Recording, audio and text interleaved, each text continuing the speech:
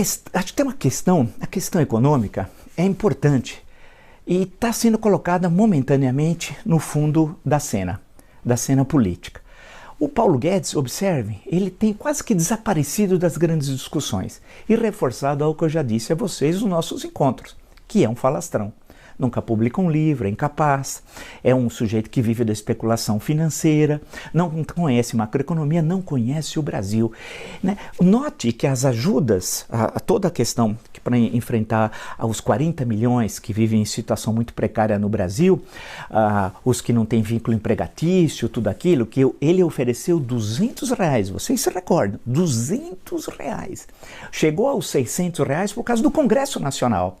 O mesmo Congresso que o doente, o homem perigoso, o psicopata do Bolsonaro ataca através dos seus fanáticos, grande parte, 55% são robôs, mas atacam o Congresso. Mas foi o Congresso que passou para R$600, mas até hoje eles não liberaram o dinheiro.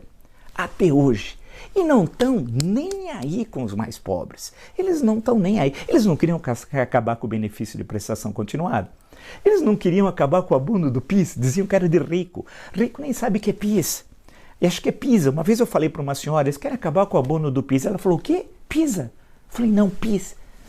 Ela falou para mim, mas o que é PIS? Eu falei, Programa de Integração Social, criado a 7 de setembro de 1970, pelo então presidente Médici. Ela falou, não sabia, mas ela queria acabar com tudo. Então, o Paulo Guedes é isso, é um cara que está descolado da realidade concreta do povo brasileiro. Ele não sabe o que é uma favela, ele só passou no Rio, viu a favela, ele nunca entrou na Rocinha, no Complexo do Alemão, né? Nunca viu um subúrbio das regiões mais pobres, das grandes metrópoles brasileiras, nunca foi no semiárido nordestino, que é o semiárido mais populoso do mundo, né? Desconhece o Brasil. É um homem que quando voltou da pós-graduação com dinheiro público, vale lembrar, né? Por sinal, eles estão destruindo a CAPES, viu? O Weintraub, que é outro que comete sucessivos crimes contra a educação brasileira, está destruindo as bolsas da CAPES. Bem, ele quando foi estudar em Chicago, o Paulo Guedes foi com recursos públicos, voltou, ao invés de trabalhar aqui no Brasil, sabe para onde ele foi? Naquele momento histórico, optou para trabalhar no Chile do Pinochet, que era um país tranquilo, muito tranquilo, né? Uma ditadura na Universidade do Chile. Bem, esse cidadão foi alçado em gênio, foi chamado de Poço de Ipiranga. Eu sempre brinquei, lembrando do Écio de Queiroz, amanhã, se for o caso, posso até mostrar o livro, tá? Mas é um pequeno conto. Isso tem várias edições, uma delas está na Correspondência Inédita de Fradique Mendes.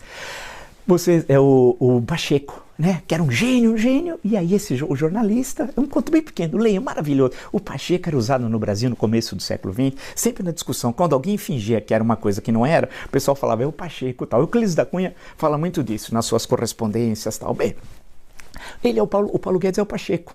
Não sabe nada. E está tudo parado. Não só os trabalhadores e os mais pobres estão abandonados porque o governo não libera os recursos, apesar do Congresso Nacional ter feito tudo. E o Bolsonaro, o doente, o psicopata, né, que comete sucessivos crimes contra a nacionalidade, ele diz que tem medo de impeachment, tem medo de pedalada. Ele é um homem covarde, eu já disse várias vezes aqui, é um homem covarde. Na maior crise sanitária, no mínimo do último meio século brasileiro, ele está preocupado com o impeachment. Quando é que um militar, será que ele é militar? Ele é um ex-militar, ficou 15 anos no exército e 30 na política. E saiu do exército depois de ser preso e depois de condenado por terrorismo, saiu com desonra. Que coragem esse homem tem? Não posso fazer isso porque eu tenho receio do impeachment. Você acha que alguém vai falar em pedalada, tendo em vista as questões que estão colocadas hoje no Brasil? Mas ele também não liberou e não fez nada. Ele está preocupado, ele nunca teve, né, tanto poder. Ele era um homem do baixo clero, um medíocre. Imagina um homem que ficou 28 anos no Congresso Nacional e não relatou um projeto. Então esse homem não está nem aí com os mais pobres. O tempo vai passando. O Paulo Guedes não faz nada.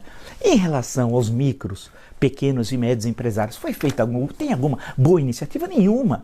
Os bancos oficiais demoram para fazer as coisas não andam, e tem instrumentos, o Banco do Brasil, o Caixa, até o Banco do Nordeste, BNDES, em suma, você tem caminhos para isso, mas nada faz. Ao contrário, o presidente do Banco do Brasil atacou a presença do Estado na economia. Diz que Estado assistencialista atrapalha, porque para esses liberais, como eu sempre digo, são reacionários, Eu digo que o Stuart Mill, se tivesse aqui hoje no Brasil e visse esses caras falar, esse não está com a gente, liberal ele não, ele é reacionário.